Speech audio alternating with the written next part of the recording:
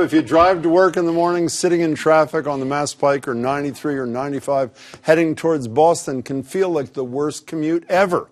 And it turns out it is. According to transportation analytics company INRIX, Boston is the most congested city in the country, with commuters spending 164 hours a year on average sitting in traffic during rush hour.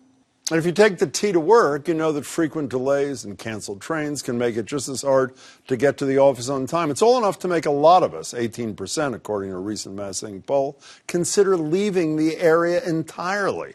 And more than 1 in 5 say they're thinking of changing their jobs as a result. And while there are plenty of plans in the works to fix what ails the T in our roads and bridges, commuters sense a lack of urgency. But are we on the right track, so to speak? And is there enough money to get us to the promised land on time? Fresh from the legislature's latest meeting on transportation, the chairs of the committee, Senator Joseph Boncore. It's good to meet you, Senator. Thanks for being here. And Representative Bill Straus joined me. It's good to see you, Representative. So, my pleasure. Let's talk about the players, at least from my perspective. The governor feels we're on track, so to speak, making huge capital investments. He talks about all the time, larger than anything he says except the big dig.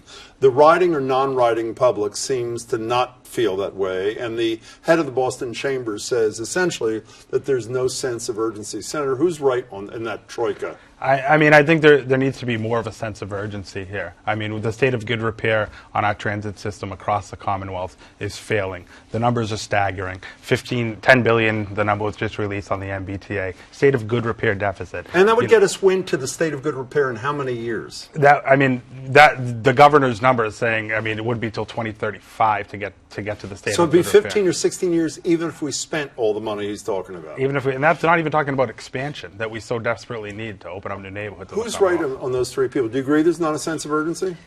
I don't think there's enough of a sense of urgency. I don't agree with the governor's assessment that we're spending at a sufficient clip. I think, frankly, the public knows this, and I'm amazed at their patience. By the way, the public, you've seen this poll, you know it far better than I, support for raising new revenue, which we're going to get to in a minute, to fix public transportation, according to the MassINC poll in March, in the 80% rate. How long did it take you to get to work this morning from Mattapoisett? 2.5 hours.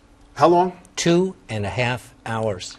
2.5 hours. How many miles is that? 54 miles. How'd you feel during that commute? Well, I promised myself years ago that I would never let the drive me crazy. But? It drove me crazy. Okay, and you live in faraway Winthrop, which is what, a grand total of 6 miles? Is that what you told me? 6 miles away. How'd you get to work today? Today I drove.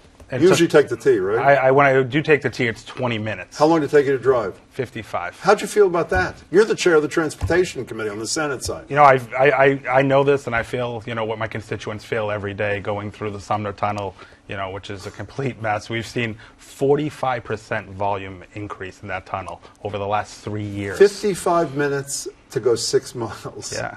You know, it seems to me from outside that the big divide, I mean, obviously, I assume the goals of the governor and the legislature are pretty much the same, to make the commuters happy and get them to work and out of work efficiently. The big divide, is obvious to me, it seems, is obviously over money. The governor says things like, we can do what we need to do with existing revenue. He says at this time. There is a qualifier in a lot of his statements. Can we do what we need to do without new revenue? No, and I'll say this about the governor. As much as any governor I've served with since the early 1990s, he digests information, and I view him as hopefully going to evolve on this. I think we need more money into the Transportation Trust Fund to cover our roads, bridges, and mass transit assets, and we have to do it right away. And you say trust fund, so you can, I assume, so you can assure the public it's not going to get diverted to something else. It's going to go directly to what it's intended to go to. Exactly that. Transportation-based taxes like the existing gas tax go into the Transportation Trust Fund, which by state constitutional provision can only be spent on transportation. Do you buy the notion we need new money as well? I agree completely with the chairman. I think we need new money. We can't exist on what we're getting. The governor's plan calls for a lot of bonding, so we're borrowing against our future. So we need new revenue today. I mean, we need increases to certain revenues like the gas tax. Well, I'm good. When you say today, I'm so glad to hear you say it. You're not. I mean, what it seems to me a lot of your colleagues hide behind, if you'll excuse the expression, as we'll support the millionaires tax, which you guys did. I assume you're supporting the new version of it again. But even if it was approved by the voters, you wouldn't raise a nickel until 2023. Isn't that right? It's 4 years off, and I do support it, but I don't pretend to anyone that it's really a transportation financing issue. Well, what does that mean? Well, if half because of the money would go timing, to transportation. It would. Oh, you mean because it's 4 years away? Because it's 4 years away, and it would go into the general fund. I want to stay with you for a second. Historically, leaders of the Senate, whether it's Karen Spilka, the current Senate president, or predecessors, are not tax phobic. Not that they're tax wild, but they're at least.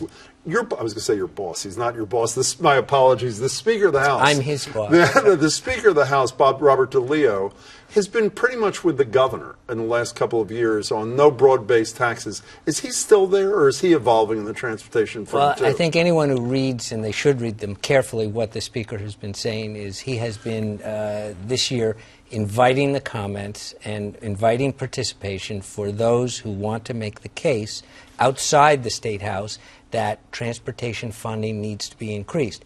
There are a number of options, same old traditional ones, and what I say is the one we'll end up is probably the one that people hate the least. No one likes to do this, but we have to. Well, this guy, your Senate co-chair, said the gas tax for starters. What does that raise? For $40 million a penny. We raised it a pathetic, what was it, 3 cents? 3 cents. And then the voters, with Charlie Baker's support, by the way, repealed the indexing, which would have raised more money. You listed it first. Is gas tax the first choice? You know, there can't just be one thing. Well, give me a few things. You know, there's gas tax, there's VMTs, vehicle miles travel tax, regional ballot initiatives is something we need to talk about. More toll equity across this Commonwealth. What does that mean? Give me a specific example. Does that mean north-south? It means north-south. Don't you need the feds to buy into that? Yeah. You do. You need a waiver. I think that, you know, if one thing this administration is doing, it's giving more back to the states as a way of letting them do what they want. So I think, but we need the administration to apply for that waiver with the federal government to be able to toll north and south. When you just listed, that VMT thing is like a user fee kind of thing, right? I mean, essentially.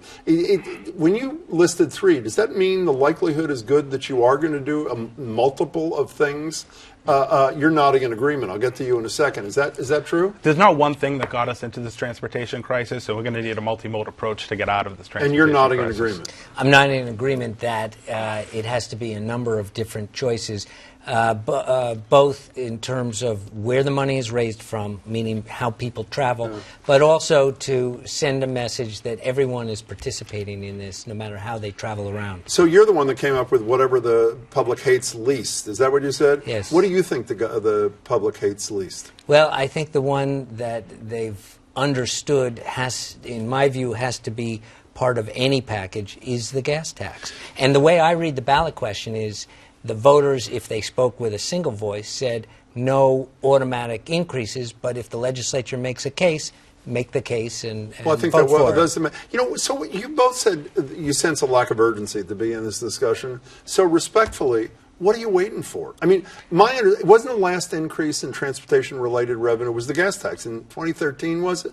That's 6 years ago. We get report after report after report confirming the same thing, that we're falling behind. It's hard to recruit businesses. Commuters are ready to strangle essentially their leaders. You spent, was it 2.5 hours? You spent 55 minutes. What are we waiting for? If this is where you think we need to go as leaders on the issue, why aren't we just doing it? Yeah, I mean, the time for inaction's over. The cost of doing nothing is catching up with us. So when is the time for action? I think in this session you're going to see, you know, the Transportation Committee working together. The Senate has the Transportation Working Group, which I'm leading, and we're going to have real, you know, opportunity to move some pieces. Do you guys get along? I mean, I don't mean personally, in a professional way, because ordinarily whenever I'm talking to a Senate and House chair, they're polite to each other, but they can't stand each other. Or on the merits, they're like miles apart. Are you guys in roughly the same place on these issues, do you think? We have found ourselves alike on the issues and alike in personalities and demeanor. I don't care about your personalities. And we work well together.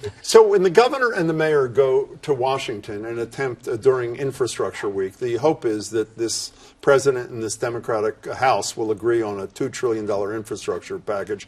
You're smiling like I assume you think it's not realistic. If it were to happen, do you have any idea what that would mean for Massachusetts and what you do, or is it just an abstract notion right now, a representative? I am not going home and counting on the federal government delivering on this issue. If they do, fine. But right now, I don't expect any resolution. Okay, so we'll expect you to deliver.